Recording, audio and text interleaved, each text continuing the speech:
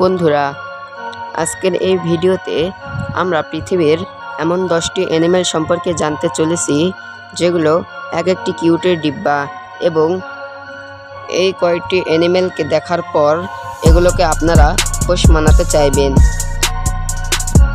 এই কয়েকটি প্রাণী এত সুন্দর যে এরা কিউট শব্দটির আসল পরিচয় দিয়েছে। তো ভিডিওটি শুরু করার আগে একটি ছোট্ট রিকোয়েস্ট থাকবে, চ্যানেলটি সাবস্ক্রাইব করে পাশে থাকা বেল আইকনটি চাপিয়ে দিবেন। তো কথা না বাড়িয়ে ভিডিওটি শুরু করা যাক। 10 নম্বর অবস্থানে রয়েছে ফিঙ্গার মানকি। বন্ধুরা, ছোট্ট করে এবং কিউট করে একটি বানর, যা এর আগে হয়তোবা আপনারা কখনো দেখেননি। এই বানরের আকার এত ছোট হওয়ার কারণে ফিঙ্গার মানকি বা পকেট মানকি বলা হয় এবং এই বানরকে পোষ মানা খুবই সহজ, কারণ এরা শুধুমাত্র ফলমূল খেয়ে বেঁচে থাকে। এই বানর যতটা কিউট, এটাকে ক্রয় করতেও সেই পরিমাণেরই টাকা প্রয়োজন হয়।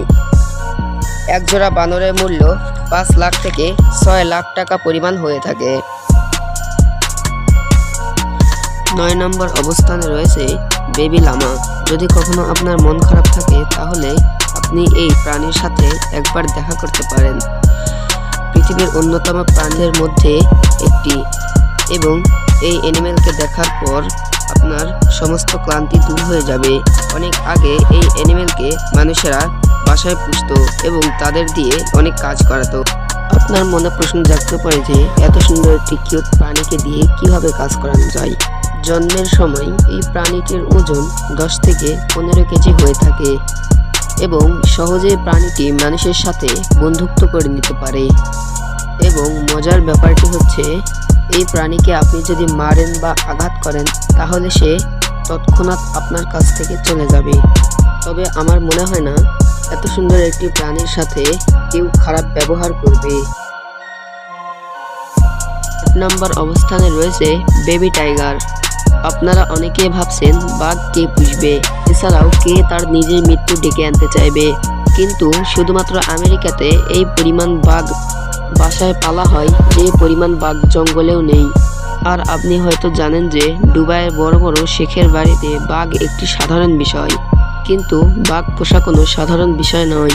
বাঘ পোষার জন্য আলাদা ট্রেনার প্রয়োজন এবং বাঘের বাচ্চাকে শুধুমাত্র দুধ খাওয়ানো হয়ে থাকে এবং বড় হওয়ার পর তাকে প্রতিদিন 30 কেজি মাংস খেতে দিতে হয়। 7 নম্বর অবস্থানে রয়েছে বেবি টামান্ডুয়া। সেন্ট্রাল আমেরিকা ও সাউথ আমেরিকাতে বেশিরভাগ লক্ষ্য করা যায় এই প্রাণীকে। তবে মজার ব্যাপারটি হচ্ছে, এই কিউট প্রাণীটির খাবার জন্য কোনো দাঁত নেই আর এরা শক্ত কিছু খেতে পারে না এবং পশ্চিমা দেশে এই প্রাণীটিকে বেশিরভাগ বাসায় দেখা যায়। এছাড়াও তার জিহ্বা মাত্র 10 সেন্টিমিটার এবং তার জিহ্বা অত্যন্ত চিকন। 6 নম্বর অবস্থানে রয়েছে বেবি ফেনিক্স ফক্স। সাহারা মরুভূমিতে এই প্রাণীকে বেশিরভাগ লক্ষ্য করা যায়। ফেনিক্স ফক্স শিয়াল প্রজাতির মধ্যে সবথেকে ছোট্টতম একটি প্রাণী। এই প্রাণীটি 14 বছর পর্যন্ত বাঁচতে পারে। এই প্রাণীটির ওজন 700 গ্রাম থেকে 1 কেজি পরিমাণ হয়ে থাকে।